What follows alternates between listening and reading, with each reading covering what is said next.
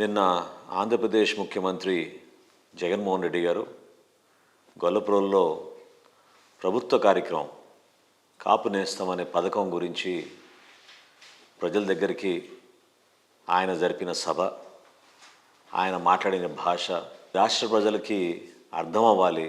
కులాల్ని కలపాల్సిన బాధ్యతని విస్మరించి సమాజంలో అలజడి సృష్టించడానికి ఓటు బ్యాంక్ రాజకీయాల కోసం ఎంత దిగజారుడు మాటలు మాట్లాడతారో మన ప్రజలందరికీ తెలియాలి.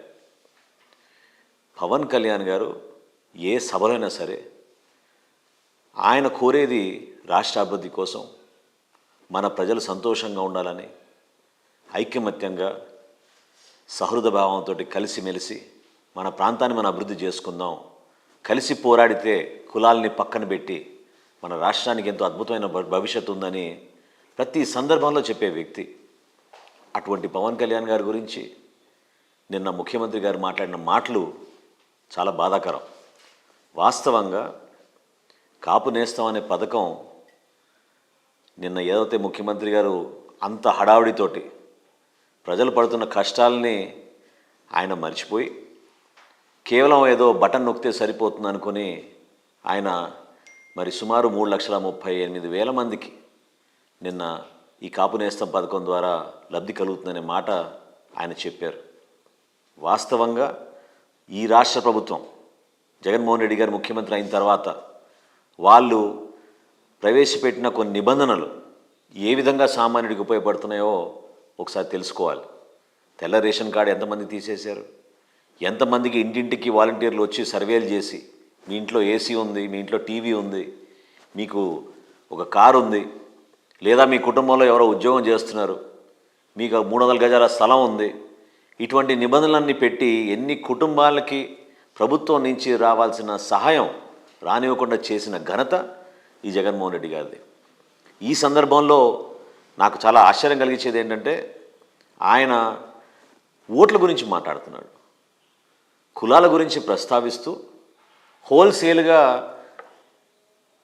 ఒక కమ్యూనిటీ ఓట్లని పవన్ కళ్యాణ్ గారు తీసుకెళ్ళిపోతున్నారనే బాధతోటి తట్టుకోలేక, రాజకీయంగా ఎదుర్కోలేక కేవలం వ్యక్తిగత విమర్శలకి అభాండాలకైనా పాల్పడుతున్నారు.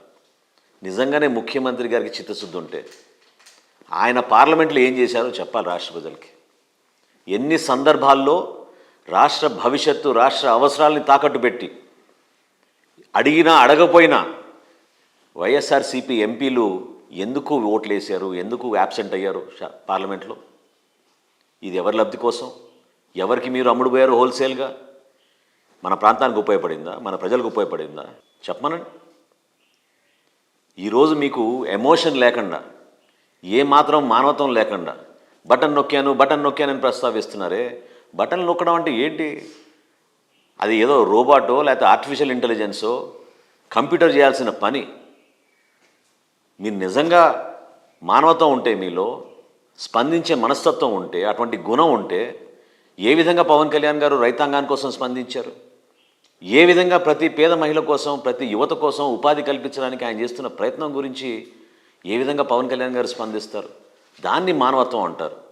అంతేగాని బటన్లు నొక్కేసి మీరే సొంతంగా చప్పట్లు కొట్టుకుని అద్భుతంగా కార్యక్రమం జరిగిపోయింది, ప్రజలందరూ సంతోషంగా ఉన్నారు, అందరికీ మీ అకౌంట్లో డబ్బులు పడిపోయినాయి.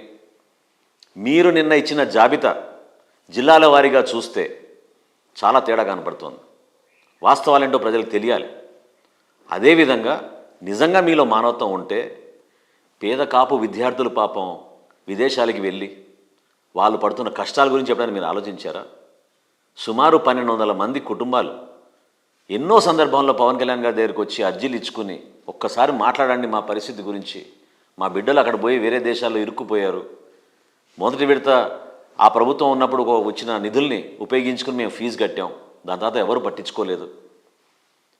ఇదే మానవత్వం అంటే? ఇదే మీరు చేసే కార్యక్రమం? మీరు ఓట్ల కోసమే కేవలం పరిమితం అవుతున్నారు. కానీ రాష్ట్ర ప్రభుత్వం ఒక అధికారిగా, మీరు ముఖ్యమంత్రిగా స్పందించాల్సిన మనస్తత్వం మీలో లేనప్పుడు మీరు ఓట్ల కోసం ఎట్లా మాట్లాడగలుగుతారు? అసలు ఈ ప్రాంత అభివృద్ధి కోసం మీరు ఏ రోజైనా మీరు నిలబడి పోరాడారా చూపించమనండి. అమలాపురంలో కోనసీమలో జరిగిన అల్లర్లకు వెనక ఎవరున్నారో అందరికీ తెలుసు. ఎందుకు చిచ్చులు పెట్టారో తెలుసు. ఎందుకు మీరు ఓట్ బ్యాంక్ పాలిటిక్స్ ఆడుతున్నారో అందరికీ అర్థమైంది.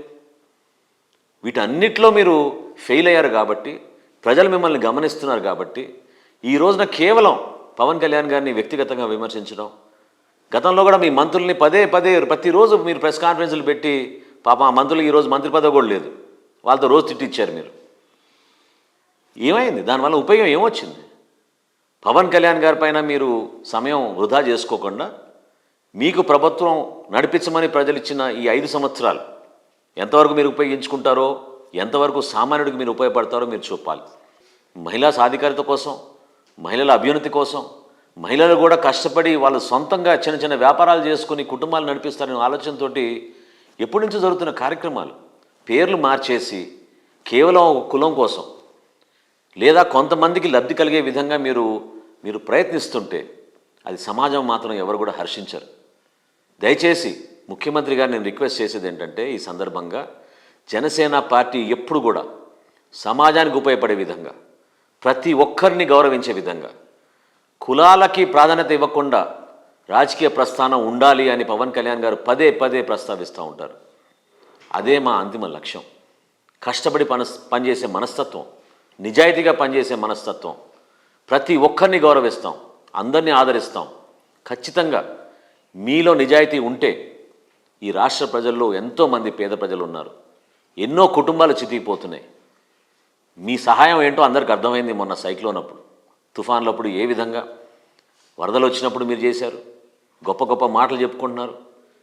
కనీసం మీరు శ్రీకాకుళంలో పక్కన విజయనగరంలో ఉండి మీరు ఒక్కరోజు కూడా వచ్చి పర్యటించలేదే. పవన్ కళ్యాణ్ గారు 6 రోజులు కరెంట్ లేకపోయినా ఆ ప్రాంతంలో ఉండి ఇంటింటికి తిరిగి అందరినీ పరామర్శించారే. ఏమైపోయింది అది? ఈ రోజున వరదల కోసం మీరు హడావుడిగా హెలికాప్టర్లో వచ్చి కొంతమందికి ఆర్థిక సాయం ఇచ్చి, ఎవరినైతే కలవాలో మీ అధికార యంత్రాంగం ముందే నిర్ణయించుకుని వాళ్ళతోటే మీరు మాట్లాడి వెళ్ళిపోతే ఇదే ప్రభుత్వం నుంచి చేయాల్సిన సహాయం? ఏ మాత్రం కూడా మీలో చిత్తశుద్ధి ఉంటే ఈ కులాల వారీగా మీరు మాట్లాడి రాష్ట్రాన్ని, సమాజాన్ని విభజించడానికి మీరు చేస్తున్న ప్రయత్నాన్ని ఖచ్చితంగా ఖండిస్తున్నాం. పవన్ కళ్యాణ్ గారి మనస్తత్వం, పవన్ కళ్యాణ్ గారి ఆలోచన విధానం, జనసేన పార్టీ ప్రజల్లోకి వెళ్తోంది, దూసుకుపోతోంది, ప్రజల్లో ఒక నమ్మకం కలిగిస్తోందనే భయంతో మీరు ఇట్లా వ్యక్తిగతంగా మీరు టార్గెట్ చేస్తున్నారు. అది మానుకోండి. ప్రజాస్వామ్యంలో ప్రతి ఒక్కరు కూడా ప్రజల పక్షాన్ని నిలబడదాం, ప్రజలకు మేలు చేసేటట్టు పనిచేద్దాం. దానికోసమే, ఒక మార్పు కోసమే పవన్ కళ్యాణ్ గారు వచ్చారు. మీలో మాత్రం ఆ నిజాయితీ లేదు. కాపుల గురించి మాట్లాడే హక్కు జగన్మోహన్ రెడ్డి గారికి ఖచ్చితంగా లేదని ఈ సందర్భంగా నేను చెప్పుకుంటున్నాను.